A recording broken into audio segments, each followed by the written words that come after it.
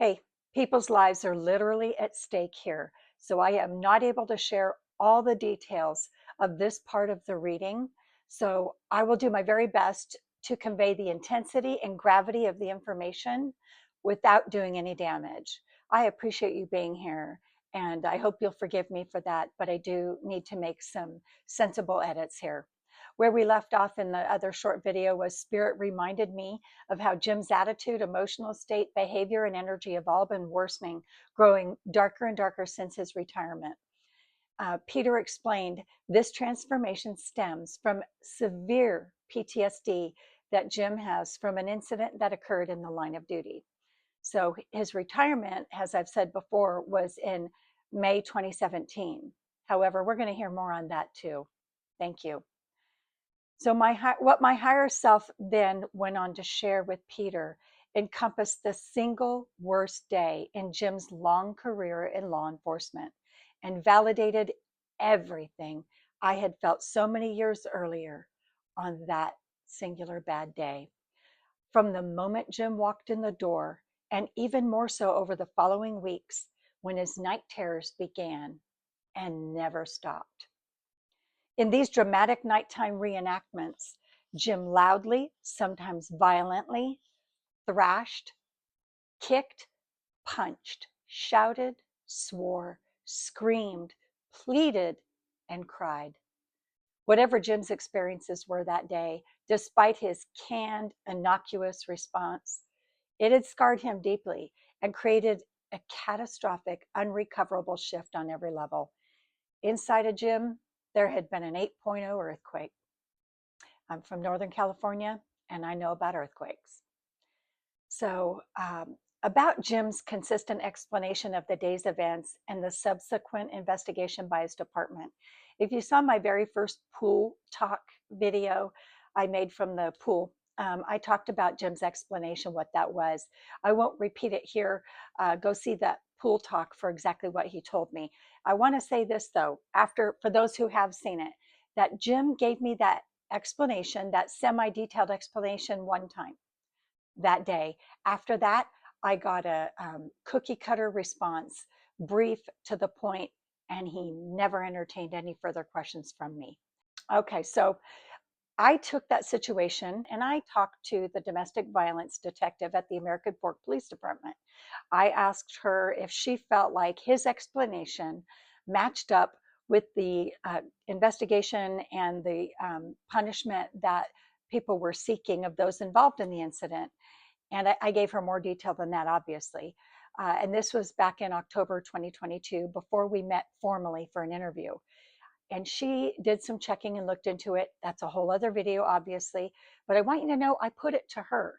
And she told me just her initial impression was no, those things don't match up. They do not match up. And she would gladly look into it before we meet again. And so that I want to put out there because obviously she's a very credible authority on this. So I meet with her about 3 weeks after giving her this information and some other stuff. The entire time I'm sending her things through email and texting. But she wasn't the only one to make inquiries into that incident at Jim's cop job. I did too. I went on LinkedIn and I found his former boss, one of the people who had written him up and sought some very harsh circumstances. I told him who I was, I told him what I had been through, and that I really needed more information because I believed whatever happened at the station that day had everything to do with what happened to me on Father's Day 2022. I believed it had everything to do with it. I wanted to know more, and I just needed to know more. Something was happening to my husband ever since, and I felt like I deserved an answer. I was very polite, I was professional, but I was a little bit emotional. I got the expected response. Sorry, ma'am, I'm sorry that's happened to you. It's a personnel matter. I can't discuss it. If you really need to pursue this, you'll have to talk to HR. So that's the next thing that happened. My daughter Becca decided to reach out to the department. They had this campaign where it was public service employee transparency and employment.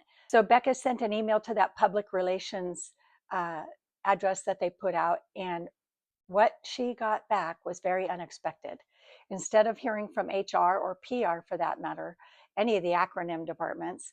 Who Becca got a reply from was risk management. Risk management is a department full of lawyers, and their whole job is to defray threats to the people who work there. So what happened was the minute Becca saw the address, she got a chill. She opened it and read their response. Even though it was innocuous, I'm sorry, this is a personal matter. All personnel files and things in them are confidential. We cannot accommodate your request. Yeah, that's fine and well and very expected. However, the impression she got, basically a spiritual download, was that there was a threat to her. She had been seen, she was in danger, and she was very upset. She reached out in that way. Around the same month, I reached out on LinkedIn to Jim's former boss. And I forgot to mention, this man was also his nemesis. For all the years he worked there, for, I don't know, 3.5 years, they were arch nemesis. Okay, so I'll get back to the reading. Okay, I'm going to pop in one more note, then I'm going to close this out for 31C.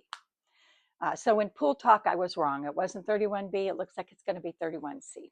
I never know when I start recording how long these videos are going to be or when I'll get to the point.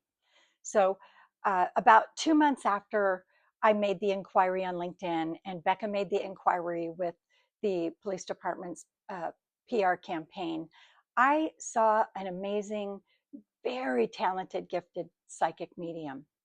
And she gave me a stern warning directly from Spirit that I needed to stop immediately looking into that matter about that day at Jim's work, or else I would put myself in mortal danger.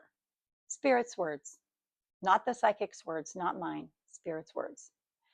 And that my guides had already protected me from harm on multiple occasions due to my curiosity. So upon hearing that, and this was like early 2023, the quest was promptly squashed. That was it. That was the end of it for over 3 years, until I wrote a book and got on TikTok. All right, in the next video, 31C, I'm going to dig into that reading. Can you tell I'm avoiding it with everything in my body? I'll see you back here in a minute. I'm Sarah Wilder, and this is Surviving the Man I Married.